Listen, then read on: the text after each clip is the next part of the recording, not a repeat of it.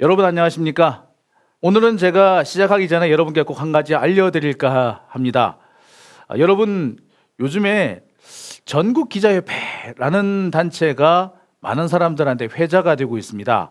이 전국기자협회 사무총장이라는 분이 이 신천지 간부로 활동하고 있다라는 사실이 밝혀졌기 때문인데요. 이분은 알고 봤더니 과거 이 한나라당 또는 신한국당, 새누리당 등에서 이 정치인으로도 활동한 경력이 있는 것으로 드러났습니다. 이 소식을 전해 듣고 많은 분들이 그런 얘기를 하셨어요. 그럴 줄 알았다. 기자들이 왜 그렇게 신천지를 싸고 도나? 왜 전국 주요 신문에 신천지 광고가 막 실리나? 했더니 그래서 그랬구만! 이라고 얘기를 하십니다. 그런데 저는 이 부분에 대해서 여러분들께 오해를 풀어드리려고 합니다. 우리가 보통 기자협회라고 얘기하는 곳은 한국기자협회를 말합니다. 전국기자협회가 아닙니다. 여러분들 깜빡 속으셨죠? 예, 나이키와 비슷한 나이스하고 비슷한 그런 상황이라고 보시면 되겠습니다. 한국기자협회는 전국적으로 12,000명의 회원들이 가입해 있고요. 우리나라 대부분의 언론사들이 소속되어 있는 곳입니다. 전국기자협회, 글쎄요, 저는 이번에 처음 들었습니다.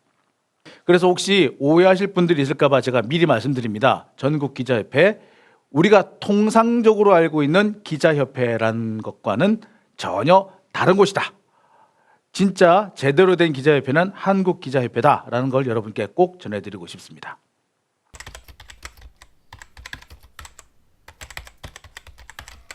네, 오늘 첫 번째 소식 바로 이겁니다. 시계요. 제 시계는 그냥 보통 일반 시계인데요. 이번 한 주 이 시계가 많은 사람들 입에 회자가 됐습니다. 그리고 전국을 들썩들썩거리게 만들었고요. 그 각 방송에서는 저 시계가 뭐냐? 저 시계가 무슨 의미냐? 라고 상당히 많이 입방아에 오르내리게 됐습니다. 바로 이만희 씨의 시계, 이만희의 박근혜 시계라는 거였습니다. 자, 지난 2일입니다. 이 신천지 총회장으로 알려진 이만희 씨가 이 청평에 있는 신천지 수련원에서 기자회견을 열었습니다. 여러분, 제가 지난주에 그런 기사를 소개해드렸죠. 이만희가 보트 타고 도망갔다. 그래서 제가 그 기사는 역대급 바보 같은 기사다라고 제가 말씀을 드렸는데 역시 오보라는 게 드러났죠. 바로 그 도망갔다는 그 집에서 이만희 씨가 나왔습니다. 이만희 씨는 이날 글쎄 사과도 하고 죄송합니다라고 하기도 하고 절도 2번이나 하고 이렇게 몸을 바짝 낮추는 모습을 보였습니다만 사실은 이 자리에서 이만희 씨는 얻을 것 다 얻었어요. 왜? 전 신천지 신도 앞에서 내가 이렇게 건재하다라는 걸 보여줬습니다. 그리고 이분이 지금 90살이라고 그러는데 여러분 대개 이 90살 되신 어르신들 계시면은 아실 거예요. 이분들이 앉았다 일어났다 하시기도 힘들어 하세요. 근데 이분 절을 2번 하는데 가뿐하게 하더군요. 그러니까 자기가 건강하다는 것을 입증을 한 겁니다. 일부에서는 이만희 씨가 약간 치매기가 있는 게 아닌가라는 말씀도 하세요. 왜? 그리고 옆에 그 비서라는 분이 계속 옆에서 이렇게 코치를 해주고 있잖아요. 이렇게 말씀하셔야 됩니다. 이렇게 하시면 안 됩니다. 이제 들어가시죠. 자, 그런데 이 점을 보고 많은 사람들이 이만희가 이상해. 약간 이상해. 그리고 이 변상욱 기자 같은 분도 이런 말씀하셨죠. 이만희 오늘 기자회견을 하는 거 보니까 이만희는 이제 바지 사장이고 그 밑에 있는 실무자들이 그 2인자들이 실권을 장악하고 있다. 이런 말씀도 하셨어요. 근데 저는 조금 다르게 생각했습니다. 치매가 왔다고 보기에는 이만희 눈빛이 너무 또롱또롱해요. 그리고 마스크로 이 코 밑을 가려서 그렇지 이 사람이 입이 실룩실룩 하는 모습을 보면은 엄청 화가 났다. 화가 나는 거를 참고 있다. 왜? 옆에서 자꾸 참으라고 했으니까. 그래서 옆에 있었던 분은 이 사람이 치매라서 엉뚱한 소리를 할까봐 옆에 있었던 게 아니라 화가 나서 엉뚱한 소리를 할까봐 옆에 있었던 게 아닌가. 저는 그런 생각이 들어요. 왜? 여러분, 이만희가 이 자리에서 재밌는 비유를 들었습니다. 태조 왕건 얘기를 꺼냈어요. 자기 병사들이 병들어 죽어가니까 적장 앞에 가서 무릎을 꿇고 절을 했다. 그래서 병사들 다 살렸다. 결국 나 이만희 왕건, 니들 적군 이 말이잖아요. 온 국민을 적군이라고 지금 해놨어요. 결국 이건 뭘 말하느냐? 자기가 다수들한테 권력으로부터 핍박받고 있다는 걸 자기 신천지 신도들한테 쫙 얘기를 한 겁니다. 이거는 뭘 말하겠습니까? 신천지 신도들이여 단결하라 이 얘기를 한 거죠. 자, 일부에서는 신천지가 앞으로 그 정부의 방역에 협조할 것이다라고 얘기를 합니다만 글쎄요, 저는 두고 봐야 한다라고 말씀드리고 싶습니다. 당장 그날 밤에 무슨 일이 있었는지 아시죠? 이재명 경기도지사는 이만희 씨한테 당신 코로나 검사 받아야 돼요. 받으세요 라고 했더니 이만희가 안 받는다고 그랬죠. 결국 이재명 지사가 한밤중에 그 신천지 수련원을 쳐들어갔어요. 자, 이때 이만희 씨가 보트 타고 도망간 것 같습니다. 예, 보트 타고 도망간 건 이때였던 것 같아요. 그래서 이분이 과천으로 갔죠. 과천에서 과천보건소에서 검사를 받고 충청도 어디로도 도망을 갔습니다. 자, 보세요. 협조하는 모습이라고 보기는 좀 어렵죠. 예, 바로 이겁니다. 그 뒤로도 신천지 신도들이 방역에 협조하고 있다? 글쎄요, 저는 아니라고 생각합니다. 지금 저한테도 몇 분이 지금 제보를 보내오고 있어요. 내 주변에 신천지 신도가 있는데 이렇게 억울하더라. 보도를 좀 해달라. 직접 나오세요. 나오면 내가 해줄게. 직접 나오면 안 나와요. 직접 나오면 제가 얘기해 드릴게. 예, 충분히 씻어 드릴게요. 혹시 이 방송 보시는 신천지 신도분이 계시다면은 오세요. 제가 여러분의 말씀 제가 그대로 전해 드리겠습니다. 자, 그런데 이날 신천지 이만희 총회장의 이 기자회견을 보고 바로 이 시계가 상당히 부각됐다는 거 여러분 잘 아실 겁니다. 이 시계. 예. 이 시계가 사실 의도적으로 좀 부각을 시키려고 했다. 다들 그렇게 생각들을 하세요. 왜? 보통 우리가 절을 하면 이렇게 쫙 하죠. 이렇게 소매가 나옵니다. 그죠? 소매가 나오고 이렇게 하는데 이날 이만희 씨가 소매를 쫙 뺐는데 소매 깃이 안 보여요. 와이셔츠가 안 보여요. 반팔을 입었다는 뜻이죠. 그러면은 시계가 바로 너무나도 선명하게 드러나게 만들었던 겁니다. 저거 의도적인 거 아니야? 많은 사람들이 그렇게 생각할 수밖에 없어요.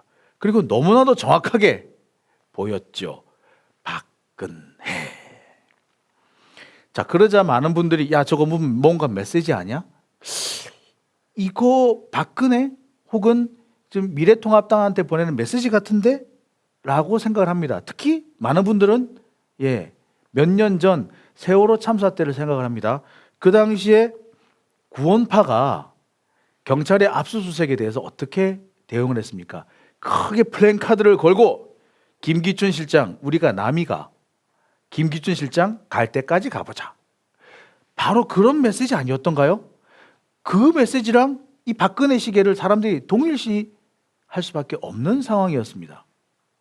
자, 이 얘기를 두고 종편을 비롯해서 라디오 방송에서 참 많은 얘기가 오갔습니다. 저도 방송에서 몇 번 얘기를 했어요. 일단 저는 그렇게 생각합니다. 이 시계에 너무 부각을 해서는 안 된다. 메시지가 있을 수도 있는데 여기에 너무 집중하는 것은 이 뭔가 산을 보지 못하고 숲을 보지 못하고 나무만 보는 우를 범할 수 있다라고 생각합니다. 근데 바로 그런 숲은 보지 못하고 나무만 보는 대표적인 케이스가 뭐냐? 이 시계가 진짜냐 가짜냐 하는 거였어요. 여러분, 진짜면 어떠고 가짜면 어떻습니까? 이 시계를 차고 나왔다는 것 자체가 메시지냐 아니냐가 중요하죠. 거기에 무슨 메시지가 있느냐가 중요하죠. 메시지가 있느냐 그냥 차고 나왔느냐 이게 중요한 거 아닙니까? 진짜냐 가짜냐 아무 중요하지 않아요. 오히려 가짜를 차고 나왔다면 그거야말로 진짜 메시지 아니겠습니까? 메시지를 주려고 일부러 가짜를 차고 나온 거잖아요. 자, 그런데 어떤 분들 그 가짜라서 메시지 아니다. 바보 같은 소리 하지 말라 그래. 가짜를 차고 나왔으면 진짜로 메시지를 전하고 싶은 거야, 뭔가. 그러니까 이게 진짜 가짜 여기에 너무 사람들 집착하시면 안 돼요. 그리고 진짜 중요한 거는 그 사람이 말하고자 하는 게 뭔가, 그날 기자회견을 통해서 얻고자 하는 게 뭔가, 이런 걸 생각해 봐야 됩니다. 제가 앞서서 말씀드렸습니다만 이만희 이날 기자회견을 보면은 정말 잘 짜진 한 편의 연극 같은 분위기였어요. 단지 이만희가 돌출적으로 애드립을 했을 뿐이죠. 그래서 다급하게 스톱 시키긴 했습니다만 이런 잘 짜여진 각본, 연극 같은 짓을 왜 했을까? 얻고자 하는 게 있었다는 거죠. 우리는 그게 뭔지, 그리고 그것을 차단하기 위해서는 어떻게 해야 되는지 여기에 집중해야 된다고 생각합니다. 여러분, 우리는 그런데 흔들리지 맙시다. 아시겠죠?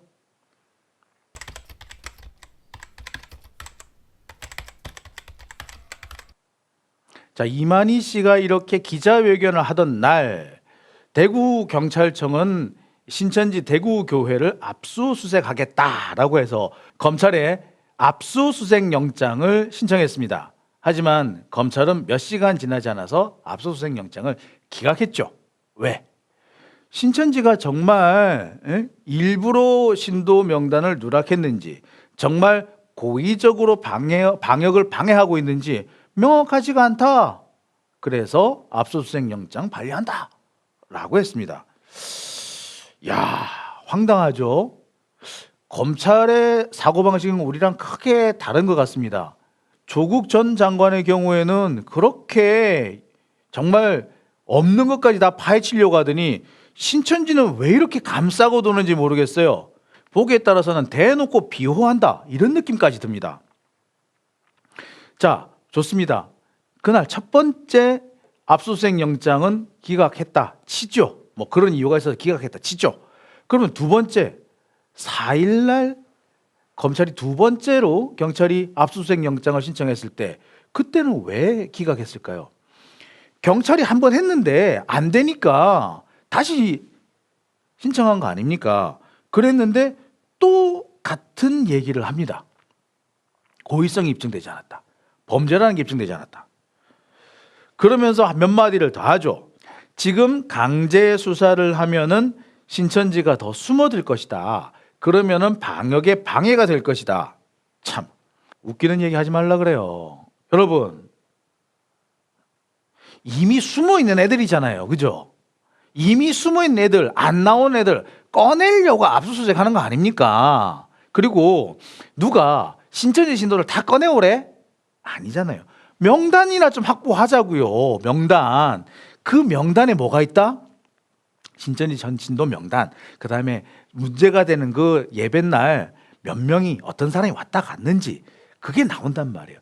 그래야지 이 방역이 지금 감염자가 혹시 감염자를 미리 막을 수가 있는 거 아닙니까? 그거 달라는 거거든요. 아, 숨고 맞아주고가 중요한 게 아니야. 명단만 있으면 숨어도 찾아내.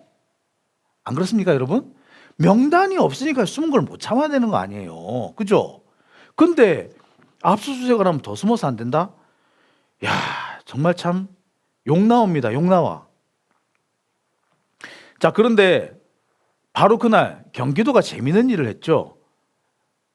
자, 경기도는 두 차례에 걸쳐서 신천지를 쳐들어갑니다. 그래서 신천지로부터 사실상 반강제로 명단을 받아내죠. 그럼 숨어 들어야지, 신천지? 안 숨었잖아요. 그죠? 안 숨어요. 이 사람들은 안 숨어요. 좀 강제 수사한다고 해서, 강제 조사한다고 해서 숨어? 안 숨어요. 드러났지 않습니까? 좀 강제력 동원한다고 해서 숨을 사람들이 아니다. 아, 그랬으면 지금이라도 압수수색을 해야죠. 안 그렇습니까? 여러분, 도둑놈도요, 잡으러 가면 숨습니다. 그런데 도둑 안 잡을 거예요? 숨는다고? 지금 딱 그 상황입니다. 검찰 쓸데없는 거 가지고 변명되지 마세요. 수사하기 싫으면, 신천지를 비호하고 싶으면 비호하고 싶다. 솔직히 얘기 좀 하세요. 비겁하지 않습니까? 지금 대통령까지 나서서 신천지에 대한 강제 수사를 해야 된다라고 지적을 했습니다. 법무부 장관이 강제 수사 해야 된다고 했는데 그걸 검찰이 안 먹어주니까 대통령까지 나섰어요. 대통령이 그런 말씀까지 하셨죠. 확진자의 90%가 신천지 혹은 신천지 가족, 신천지 접촉자들이다. 자, 이 상황에서도 검찰이 압수수색을 안 한다. 이거는 항명입니다. 항명. 그런데 오늘 결국 이 정부가 이 신천지에 대해서 행정조사라는 걸 실시했습니다. 검찰이 두 번이나 압수수색 영장을 기각을 하니까 어쩔 수 없이 그러면 이거라도 하자라고 해서 행정조사라는 걸 들어갔어요. 그랬더니 이번에는 또 검찰이 쪼르르 따라오네? 그러면서 포렌식 팀을 붙였대요. 누가 포렌식 팀 붙이래? 포렌식 팀 달래? 영장 달라고, 영장. 영장을 주면 간단하게 끝날 일이에요. 안 따라와도 거기 압수수색을 해가지고 가져가면 돼. 그러면 지들은 가만히 앉아서 사무실에 앉아서 포렌식 하시면 돼요. 왜 따라 나와? 누가 그거 나오라 그랬어요? 지금 계속해서 검찰은 뭐 이런저런 핑계를 댑니다. 뭐 질병본부에서 원하지 않았다. 뭐 해봤자 소용없다. 심지어는 그런 얘기도 하더라고요.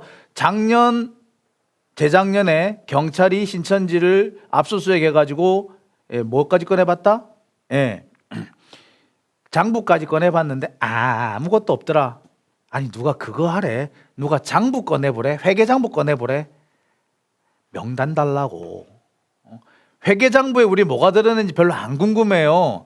검찰은 몸에 빼인 게 별건 수사 아니에요. 그러니까 명단 가지러 들어가서 장부까지 꺼내올 생각을 하고 있는 거야. 그래서 장부 꺼내봤더니 별거 없는데 아니 누가 장부 보재? 명단 보자고.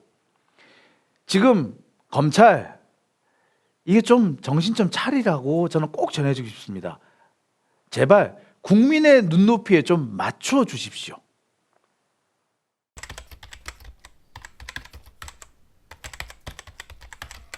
자, 그렇다면은 도대체 신천지 압수수색은 왜 필요한가? 뭐 검찰의 말처럼 뭐 압수수색을 할 필요가 없는가? 글쎄요, 저는 전혀 다르게 생각합니다. 여러분, 지금 이 코로나19가 어떤 형태로 번지고 있습니까? 사실 이 코로나19가 정상적이었다면, 정상적인 경로를 밟았다면 이달 초에 이미 끝났어야 되죠. 그런데 신천지 때문에 갑자기 확 번지지 않았습니까? 그리고 지금 번져나가는 곳도 보면은 신천지거나 신천지 주변 사람이거나 신천지가 다녀온 곳, 이런 곳이잖아요. 그러면 어떻게 됩니까? 도대체 어쩌다가 여기는 코로나에 걸렸으며 도대체 어떻게 해서 이렇게 번지게 됐나 알아봐야 되는 거 아닙니까? 특히 여러분 잘 보세요. 지금까지 조사에서 뭐가 드러나느냐? 지난 1월에 신천지 신도 2명에서 4명 정도가 중국을 다녀왔다는 게 확인이 됐어요. 그리고 이 중에 최소한 2명은 확진 환자가 됐습니다. 자, 그리고 지난 1월 31일 청도 대남병원에서 이만희 총회장의 친형의 장례식이 있었어요. 여기에 신천지 신도 대부분이 대거 조문 왔어요. 자, 그러면서 대남병원에도 번지고 신천지에도 번졌을 것으로 예상이 돼요. 그리고 2월 17일쯤에 31번 환자가 나타났죠. 자, 그러면 이게 딱 보기에 정황이 어떻습니까? 1월 달에 중국에서 들어와가지고 이만희 친형 장례식에서 번지고 그것이 대구 교회에 모여 있다가 전국으로 확 번졌구나. 이렇게 추정이 가능하죠. 자, 그런데 문제는 이 각각의 사건들 사이에 매개고리가 아직 안 나왔어요. 이 부분은 어떻게? 그 당시에 누가 왔는지 하나하나 조사해가지고 역학조사라는 걸 하면 나와요. 안 나올 수도 있겠죠. 안 나오면 신천지가 억울한 거고, 그죠? 나오면 신천지가 잘못했네고, 그죠? 검찰이 항상 하는 얘기가 있어요. 수사를 할 때, 수사를 해서 범죄가 아니다, 죄를 안 지었다 생각하면 그 피의자의 억울함을 풀어주는 것도 수사의 기능이다. 오케이. 맞아요. 신천지가 억울하면 그 억울함을 풀어주라고 검찰이 수사를 해서 니들이 하기 싫어? 그럼 경찰이 하게끔 내비둬. 근데 왜 영장을 기각하느냐고요. 지금 수사할 필요가 있는 거 아닙니까? 그리고요, 이 신천지 사람들이 지금 계속해서 뭔가 숨기고 있지 않습니까? 그죠? 말을 시원하게 해주면 뭐 압수수색을 해요, 귀찮게. 시원하게 해주면 그걸로 그냥 조사하면 얼른 끝났을 거예요. 안 해주잖아. 계속 거짓말 하잖아. 아까 말했던 경산의 공무원 신천지 신도, 이 사람은 지난 1월 달에 중국 갔다 와놓고 얼마 전까지 숨겼어요. 1달 반 가까이. 공무원이 이래도 돼요? 안 되잖아요. 그럼 이 사람을 중심으로 해가지고 강제 수사를 해야 될 거 아닙니까? 네가 어디를 갔다 왔으며 왜 갔다 왔으며 누구를 만났으며 그 사람이 신천지인지 아닌지 그거 다 조사해야 될 거 아닙니까? 그거 하자는데 왜 못하게 합니까? 여러분, 신천지라는 데는요, 관리 체계가 엄청 잘 되어 있습니다. 여러분, 요즘에 지금 많이 뜨고 계시는 변상욱 대기자, 이분께서 뭐라고 하셨느냐? 옛날에 자기가 취재를 해보니까 신천지가 뭐도 갖고 있더라? 지문 인식 시스템으로 문 열고 닫고 하더라. 그걸로 우리 성도가 교회에 모였습니다. 다 출결 관리까지 다 하더라. 자, 그러면 여러분, 그 문제가 되는 2월 17일 전후에 있었던 그 대구 예배에서 누가 왔는지 다 안다 모른다? 안다. 혹시라도 빠진 사람이 있다 없다? 알 수 있다. 지금 그게 중요하거든요. 엄청 중요하거든요. 자, 그런데도 말을 안 해요. 그리고 혹시 압니까? 지금 이래저래 맞춰보니까 적어도 1,800명 정도가 누락이 돼 있고 숨어있는 진도가 있는 것 같아요. 근데 31번 환자 한 명 가지고 전국으로 확 번지지 않았습니까? 지금 신천지 지금 코로나19 환자가 몇 명입니까? 6,000명이에요. 한 명에서 시작돼 6,000명이 됐어. 그럼 1,800명이나 있으면 어떡하려고 그래 이거. 큰일 납니다. 연세 많으신 분들 돌아가세요. 말 그대로 이거는 미필적 고의에 의한 살인이 되는 겁니다. 검찰총장이 미필적 고의 제대로 직무를 수행하지 않음으로써 전염병이 번질 수 있고 어떤 사람들은 죽을 수 있다는 걸 알면서 직무유기를 한 거예요. 이거 미필적 고의에 의한 살인이 될 수도 있습니다. 지금 검찰이 계속해서 박능후 보건복지부 장관을 지금 누가 고발을 했는데 그 사건을 수사하겠다고 배당을 했다대요. 똑같은 논리로 윤석열 총장도 들어갑니다. 그렇게 되면 정말 좀 둘 중 하나는 좀 갖춥시다. 이게 없으면 이게가 있던가, 이게 있으면 이게 없던가.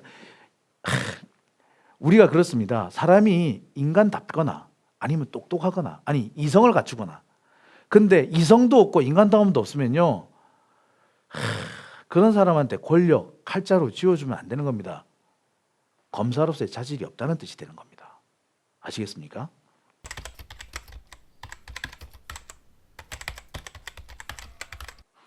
자, 제가 이렇게 핏대를 올리면서 얘기를 하고 있는데, 이렇게 피를 토하도록 얘기하고 있는데, 제가 지금은 그렇습니다.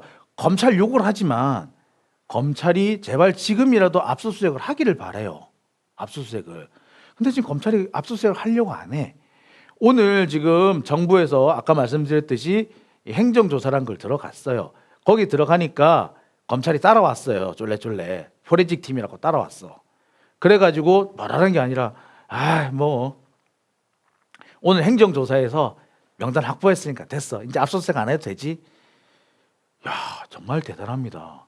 압수수색 영장을 안 주는 바람에 어쩔 수 없이 궁여지책으로 다시 한번 행정조사를 한 거 아닙니까? 행정조사 경기도에서 했잖아요. 한 번. 아니, 2번.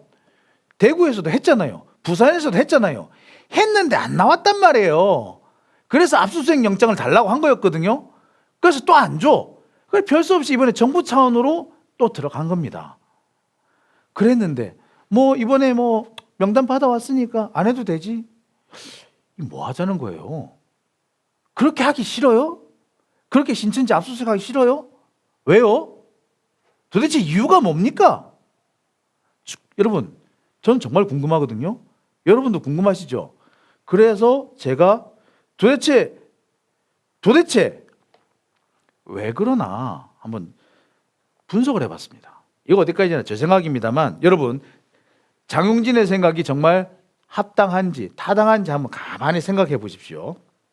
검찰이 지금 2차례에 걸쳐서 압수수색 영장을 기각을 했습니다. 사실상 신천지한테는 증거인멸을 할 시간을 준 거죠.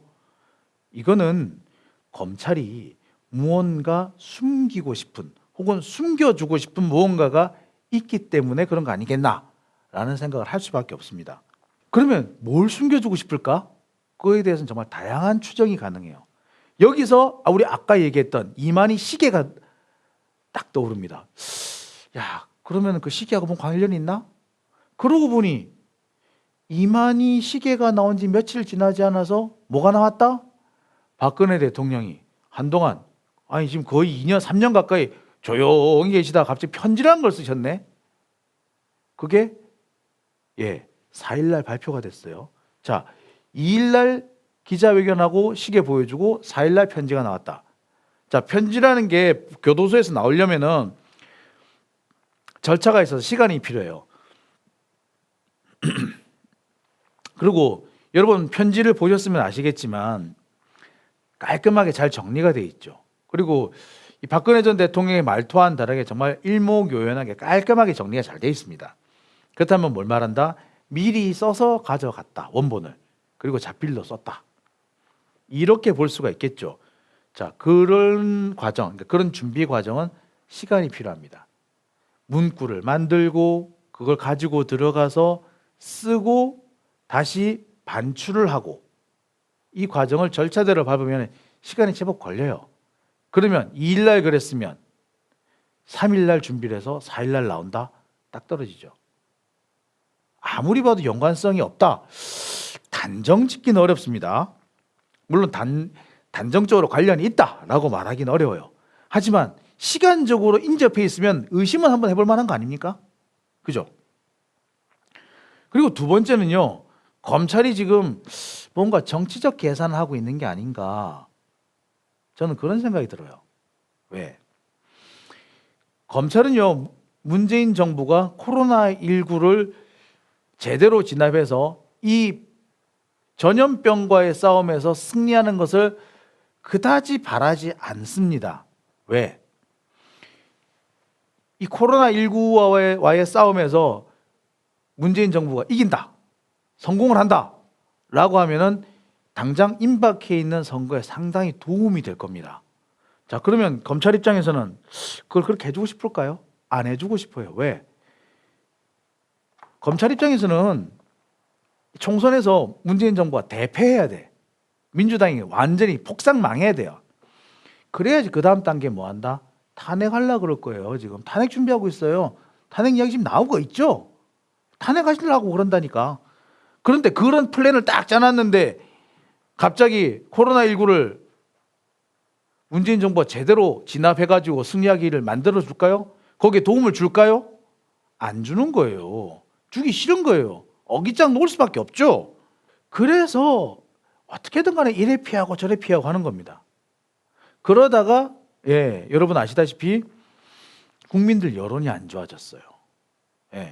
90%가 넘는 사람, 대구에서는 90%가 넘는 사람들이 압수수색을 지지하고 있어요. 전 국민의 80% 이상이 압수수색을 지지하고 있어요. 이 정도는 뭐 말하느냐? 실수로 잘못 누르는 사람들 빼고는 거의 다 압수수색을 지지한다는 뜻이거든요. 자, 그런데도 검찰은 안 해요. 자, 이거는 뭔가 계산이 있지 않고서는. 그리고 이 와중에도 압수수색 영장을 내주지는 싫고 쫄래 포렌식 팀 따라 보내가지고 그거 갔다 오고 그걸로 이걸로 퉁치자 라고 하는 겁니다. 이렇게까지 나서려면은 뭔가 계산이 있지 않고서는, 또는 앞에 말씀드렸듯이 뭔가 숨겨주고 싶은 게 있지 않고서는 할 수가 없는 행동입니다. 그죠? 여러분 그렇게 생각하시죠? 지금까지 제가 말씀드린 게 어디까지나 제 머릿속에서 나온 저만의 추정입니다만 여러분들이 생각해 보실 때 어떻습니까? 합리적인 추론 같습니까? 혹시 뭐 여러분들 중에서는 장영진 저 너무 저거 앞서 나갔어. 어제 다스베이다에서도 쫙 오버하더니 너무 오버하네 라고 말씀하실 분이 계실지 모르겠어요. 좋습니다. 그래서 제가 한 가지를 맛배기로 공개하겠습니다. 제가 지금 취재하고 있는 얘기인데요. 제보가 얼마 전에 들어왔습니다. 제보 내용은 그렇습니다. 전직 고위급 인사가 주도하는 보수단체라는 게 있어요. 이 보수단체에 신천지가 20억 원을 톡 기부를 했다는 겁니다. 여기서 말하는 전직 고위 인사라는 것은 군사정부 시절에 장관급 이상의 자리에 갔던 분이에요. 이 사람이 운영하는 보수단체에 신천지가 20억 원을 톡 내놨다고요. 뭐 듣기로는 그렇습니다. 그 20억 원이 다 그 보수단체로 들어간 게 아니고 아마 그 고위 인사라는 분이 쓱싹 좀 하셨나 봐. 그래서 그 과정에서 막 이렇게 제보가 흘러나오고 그랬던 것 같아요. 근데 제가 처음 이 얘기를 들을 때만 해도 그냥 썰이었어요. 원래 기자들한테 들어오는 제보의 90%가 뻥이거나 내피셜이거나 음모론이에요. 그러니까 다 걸러내거든요. 그래서 이것도 뭐 음모론이거나 뭐 뇌피셜이거나 그렇겠지라고 했는데, 바로 5일날 재밌는 사건이 터졌습니다. 신천지가 코로나19 방역에 쓰십시오 하고 120억 원을 턱 내놔서 현금으로 계좌이체를 했어요. 120억 원을요, 우리 갑자기 턱 내놓을 수 있는데 많지가 않습니다. 현금으로, 그것도. 보통 대기업들도요, 보통 얼마를 내놓겠다라고 하면 120억 원씩 현금으로 잘 못 내놓습니다. 왜냐? 현금을 만드는데 시간이 걸릴 뿐만 아니라 당장에 120억 원씩이나 유동자산이 잘 없어요. 다 몇 개 뭐 물건을 산다든지 뭐 자산을 만들어 놓지 현금으로 들고 있지는 않거든요. 그런데 120억 원을 턱 내놨다. 현금으로 계좌이체. 야, 돈 많네. 그러면은 그 보수단체에 20억 원을 턱 내놓는 것도 가능하겠구나. 그죠? 자, 여러분 어떻습니까? 이 정도만 되면은 이 신천지에 숨길 게 있고, 신천지를 위해서 이렇게 해서 뭔가 숨겨준다면 정치적 계산이라든지 이해득실이 없고서야 가능하겠어요? 그렇죠? 자, 제가 이렇게까지 말씀드렸는데 그래도 못 믿겠다. 그거는 어디까지나 장용진의 뇌피셜이다. 그러면 제가 할 수 없죠. 제가 정말로 취재 열심히 해서 여러분 앞에 내놓겠습니다. 그걸 보고 우리 함께 생각해 보기로 하죠.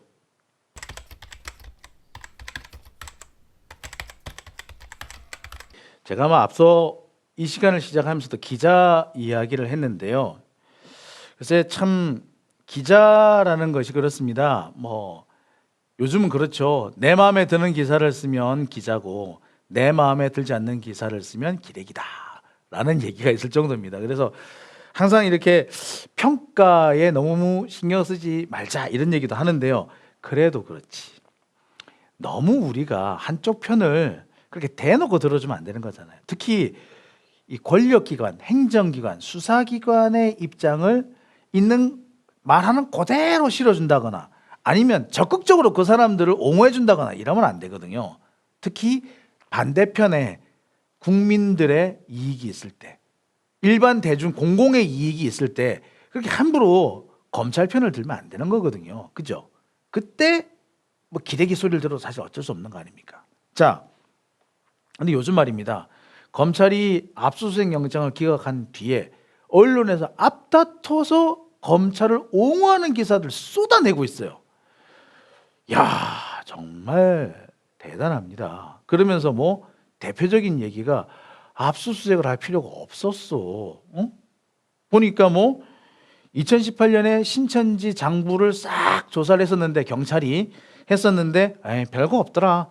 그래서 경찰도 무혐의 처리를 했어. 그래가지고 그게 검찰로 넘어왔어. 이런 기사가 났었어요. 머니투데이 기사에 그렇게 났었어요.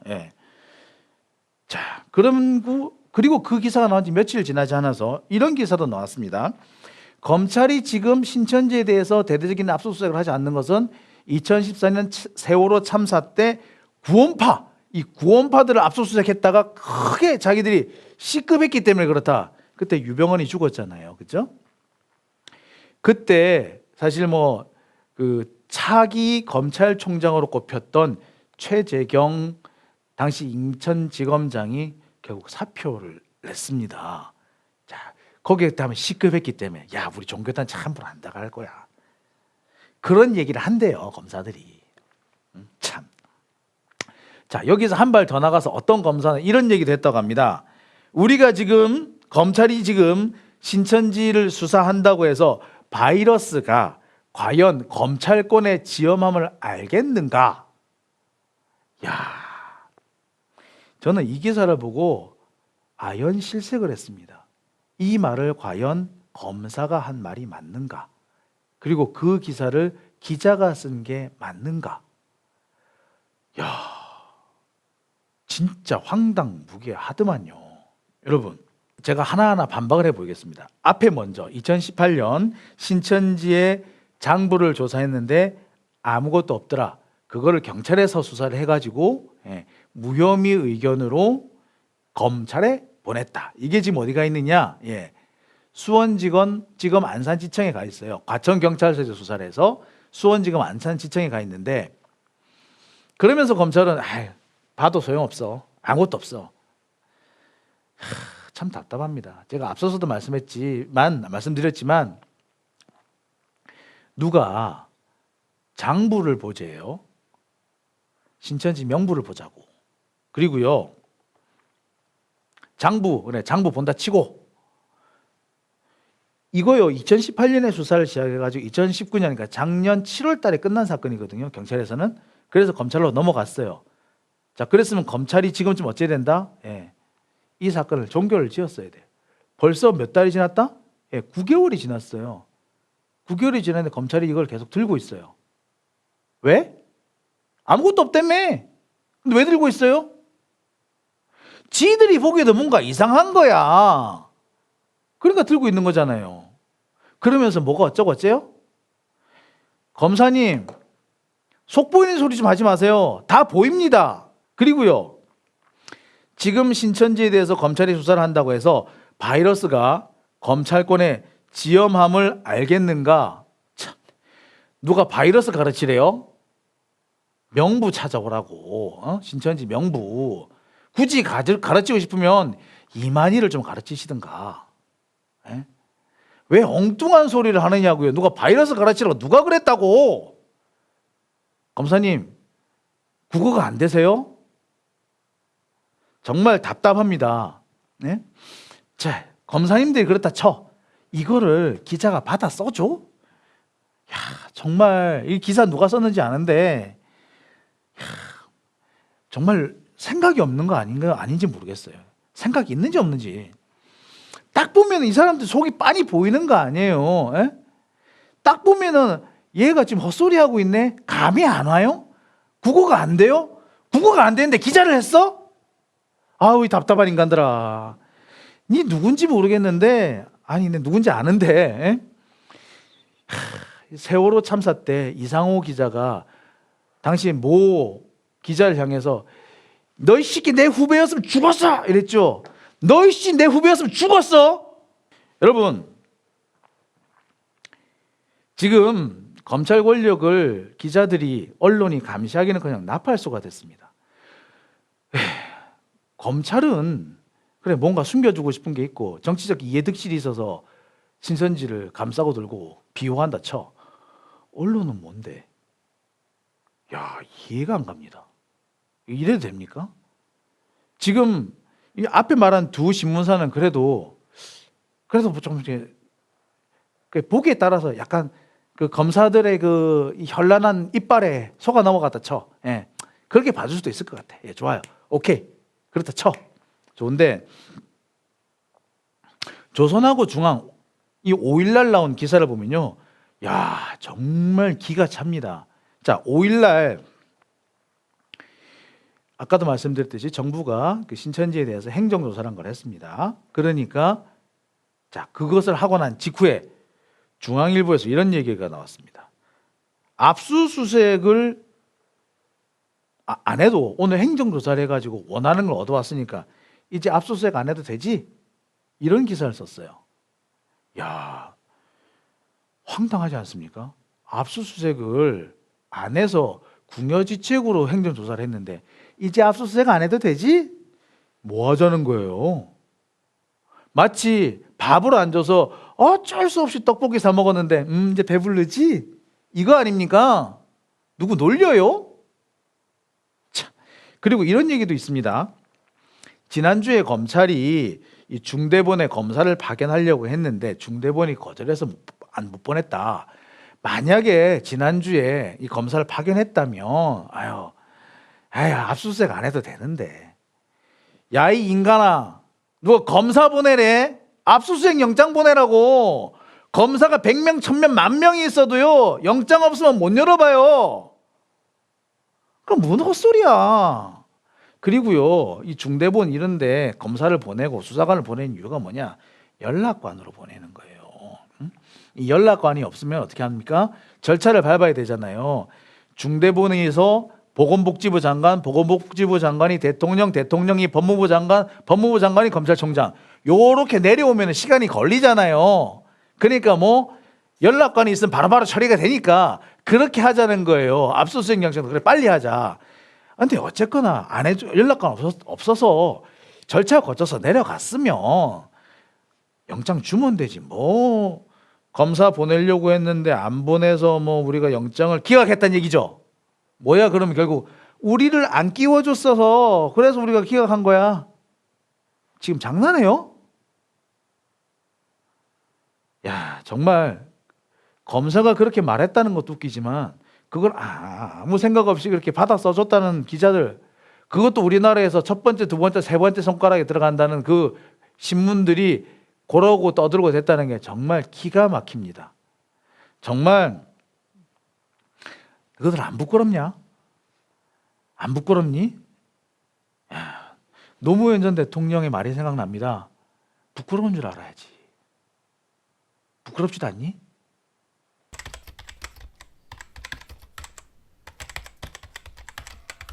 아까 제가 이만희의 그 기자회견이 얼마 지나지 않아서 박근혜 전 대통령이 무려 3년여에 가까운 침묵을 깨고 편지라는 거를 외부에 반출을 했습니다. 그 편지 내용이 그거죠. 태극기 부대는 거대 야당으로 뭉쳐라. 뭐 이겁니다. 나 역시 거대 야당에 불만이 많지만 지금은 다른 대안은 없다. 그러니까 결국 뭡니까? 미래통합당으로 모두 모여라. 자, 그 얘기가 나온 직후에 조원진 의원이 운영하고 있는 그 무슨 공화당이라고 있죠. 이 공화당이라는 데서 미래통합당에게 통합 방안을 내놓아라라고 요구를 했어요. 미래통합당, 그래서 합쳐서 미통당 얘기를 합니다만 글쎄요. 제 주변에 어떤 분은 그런 얘기 하더라고요. 미통당? 미친 것들 통합당? 어쨌거나 그분 얘기입니다. 제가 그 얘기 했다는 건 아니고요. 미통당 어쨌거나 그 미통당이 통합의 주체가 될 것으로 보입니다. 보수 통합을 하겠다는 얘기겠죠. 박근혜 전 대통령이 그렇게 했으니까 하겠죠. 이건 결국 뭐다? 선거 때 하나로 뭉치고 표도 다 그쪽으로 돌아. 이거죠. 자, 이 편지 내용이 공개되자 선거운동이다라는 지적이 나와요. 박근혜 전 대통령은 공천 개입 사건으로 징역 2년의 시정이 선고되어 있는 상태입니다. 현재 수감 생활 중이죠. 선거권이 없습니다. 자, 그러니까 선거권이 없으면 선거운동도 할 수가 없어요. 자, 선거운동을 할 수 없는 사람이 선거운동을 한 거죠. 또 불법이네. 그래서 현재 정의당을 비롯해서 시민단체들이 고발을 했습니다. 유죄가 확정이 되면은 추가로 피선거권이 또 박탈이 됩니다. 자, 그런데 뭐 그건 그렇다 치고 이 편지를 두고 참 많은 사람들이 얘기를 하고 있습니다. 어떤 영향을 미칠 것인가. 뭐 일단 박근혜 전 대통령 지지자들은 그 미통당 미친 것들 미래통합당으로 결집을 할 겁니다. 자, 그런데 중도층은 오히려 미통당에서 멀어지겠죠. 자, 그래서 결과적으로 플러스 마이너스 하면 별로 손해 볼 것도 없겠지만 이익 볼 것도 없다. 오히려 손해가 더 클 수도 있다. 이런 얘기들이 나옵니다. 저 역시 그렇게 생각합니다. 그래서 결과적으로 보면은 박근혜 옥중 서신은 황교안 대표 입장에서는 상당히 청신올 겁니다. 사실 그동안 황교안 대표의 이 뭐 지도력이라고 해야 되나요? 정치력에 다 의문이 많았지 않습니까? 아니 그 오뎅을 먹으면서 이거 어떻게 먹어요? 대한민국에 오뎅 못 먹는 사람이 있습니까? 그 방법이 있나요? 그냥 뿌려 먹으면 되는 그 간장 찍어서 먹으면 되는 거 아닌가? 근데 어떻게 먹냐고 그걸 굳이 물어봐야 됩니까? 그런 사람을 보고 사람들이 어떻게 무엇을 느끼겠습니까? 자, 그래서 여러 가지 의문이 있었는데 욕을 많이 먹었는데 이 편지로 인해서 일단 그에 대한 욕은 쑥 들어갈 것으로 보입니다. 좋습니다. 뭐 그렇겠죠. 하지만 결과적으로 선거는 이 중도층을 얼마나 흡수할 것이냐의 문제인데 글쎄요. 그렇게 성공할 것 같지는 않습니다. 벌써부터 그런 얘기 나오잖아요. 도로 침박당이다. 도로 침박당. 도로 탄핵전, 탄핵당이 됐습니다.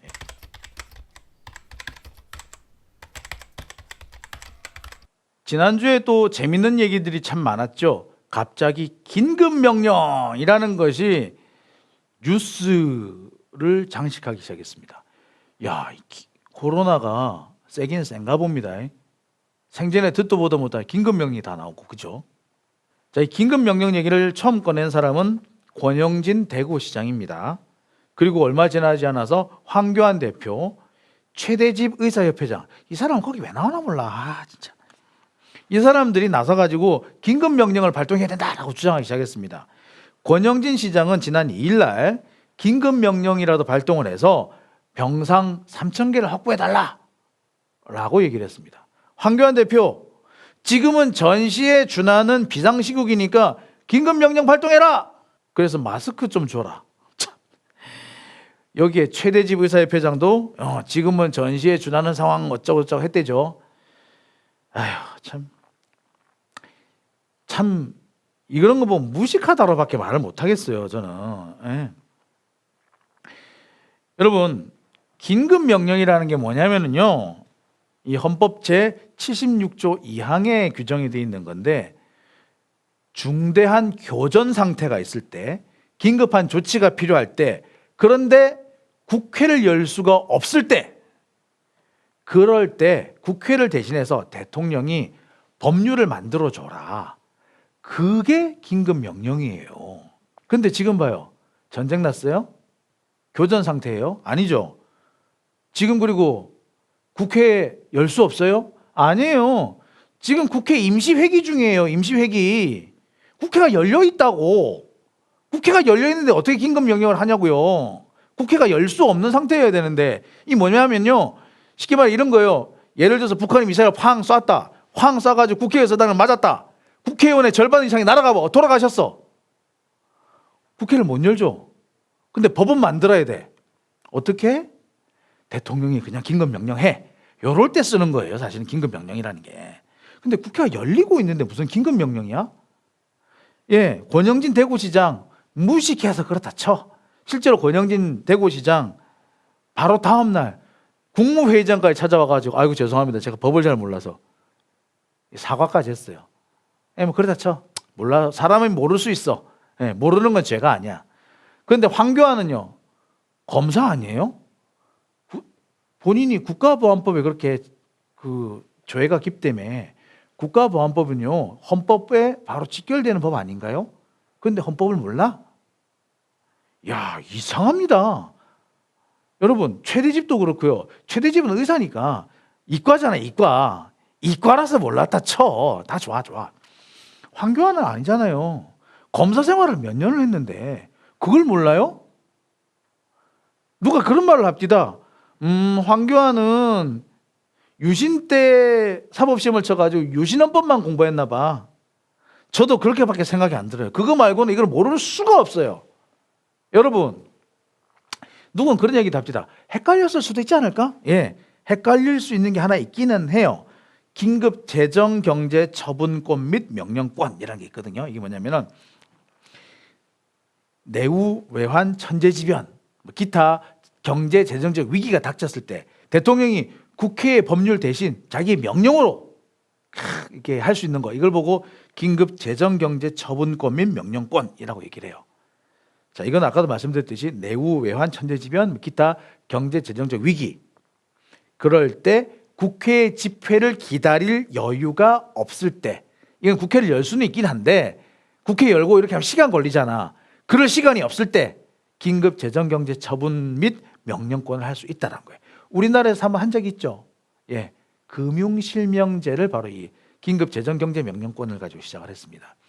왜 그 당시 금융실명제 하려니까 그 논의하는 과정에서 막 이렇게 막 세잖아요. 이게 정보가 세면 어떻게 된다? 네, 이 차명 거래하던 사람이 돈을 빼돌릴까 봐. 그거 하지 말라고 긴급 재정 경제 명령을 발동을 한 바 있습니다. 자, 그거를 발동하면 되지 않을까요? 네, 그건 뭐 가능하긴 해요. 단 이것도 하나 걸려. 뭐가 걸려? 국회의 집회를 기다릴 여유가 없을 때. 근데 아까 말했죠. 뭐 지금 임시회기 하고 있다고. 임시국회 못해요. 만약에 임시국회가 열린 상태에서 긴급명령이나 긴급재정경제명령을 내렸다, 이 탄핵사유입니다. 큰일 나요. 왜? 국회 입장에서 볼 때 국회가 열리고 있는데 이걸 했다? 친위 쿠데타로 보일 수가 있거든요. 이거 쿠데타예요, 쿠데타. 그러니까 이건 탄핵사유가 되겠죠. 자, 이건 도대체 그건 아까도 말씀드렸듯이 뭐 최대집, 권영진 뭐 그렇다 쳐. 황교안은 왜? 제가 볼 땐 그렇습니다. 문재인 정부에 대해서 뭔가 공격을 하고 뭔가 꼬투리를 잡고 싶은데, 그냥 온갖 다 하고 싶은데 막 꼬투리를 잡다가 뭐 하나 실수한 거예요. 헛발질을 한 거다. 이렇게밖에 생각할 수 없을 것 같습니다. 뭐 이런 것도 있죠. 중국에 마스크 수출 많이 했어. 우리가 지금 마스크가 모자라니까 중국에서 수출하지 마라. 좋을 줄 알았죠. 지금 마스크 더 모자라게 생겼어. 왜? 마스크 원자재가 중국산이야. 어떡하려고 그래. 이제 중국에서 마스크 원자재 수출 안 한대요. 어떡할 거야 이제. 우리가 더 힘들게 생겼어. 이게 뭡니까? 앞뒤 재지도 가리지도 않고 문재인 정부를 욕하려고 하다 보니까 헛발질한 상황이죠. 바로 이겁니다. 이거랑 똑같은 맥락인 겁니다. 제가 부탁 하나 드릴게요. 문재인 정부 미워하는 거 하세요. 황교안 선생 하세요. 최대집 뭐 하라고. 대신에 헛발질 좀 하지 마. 제발. 쪽팔린다. 아유.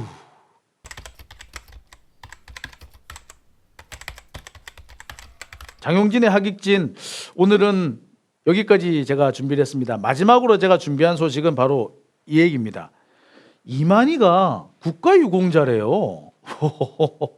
황당하죠. 저도 듣고 뜨아 했습니다. 예, 그랬는데요. 1952년 4월부터 1953년 2월까지 육군 제7사단에서 하사로 복무했대요. 근데 좀 이상합니다. 하사인데 복무 기간이 너무 짧아. 1952년 4월에서 1953년 2월. 10달에 10달. 하사가 10달 만에 전역을 합니까? 어떻게 그게 가능하죠? 이건 6방도 아니고 18방도 아니고 10개월 하사가 어딨어? 뭐 이런 게 더군다나 이때 전시에 전시. 52년 4월부터 53년 2월까지면은 한참 지금 휴전선 놓고 막 싸울 때, 여러분 저 고지전 아시죠? 고거 버릴 때라고 인력이 한참 딸릴 때. 근데 10개월 만에 전역을 시켜줘? 뭐예요 이거? 이거 저는 아무리 봐도 이상합니다. 이해가 안 돼요. 있을 수가 없는 일이거든요. 이게 있으려면 딱 두 가지예요. 전투 중 부상, 아니면 질병, 아니면 탈영. 그것도 아니면 현역 복무 부적합. 요 네 가지인데 일단 부상은 아닌 것 같아요. 전투 중 부상. 왜? 전투 중 부상이면 적어도 무공 훈장이 나오거나 참전 기장이란 게 나와요. 안 나올 수가 없어요. 그런데 그건 아닌 것 같아요. 그리고 본인도 부상 이런 얘기는 안 해요. 그럼 나머지 아니야. 질병? 탈영? 아니면 현역 복무 부적합? 쉽게 말해서 사고 쳤다는 얘기죠. 이거? 글쎄 뭔지는 모르겠어요. 뭔지는 모르겠고 좀 알아봐야 돼요. 취재를 해보려고 하는데 어쨌거나 참 이분도 대단한 사람입니다. 그죠? 10개월, 이 전쟁 중에 10개월 복무하고 국가유공자. 야, 대단합니다. 제가 최근에 취재한 바에 따르면은 훈장까지 받았는데 65년 동안 유공자가 못 되신 분도 계세요. 왜? 공무원이 주민번호를 잘못 써서. 이런 분도 계신데 이만희 같은 사람이 있다는 거 씁쓸합니다. 이만희 씨, 혹시 조금이라도 양심이란 게 있다면 국가유공자 반납하시기 바랍니다. 10개월 가지고 국가유공자 됐다면 저 같으면 부끄러울 것 같아요. 자, 장용진의 하객진, 오늘은 여기까지입니다. 저는 다음 주에 다시 뵙겠습니다.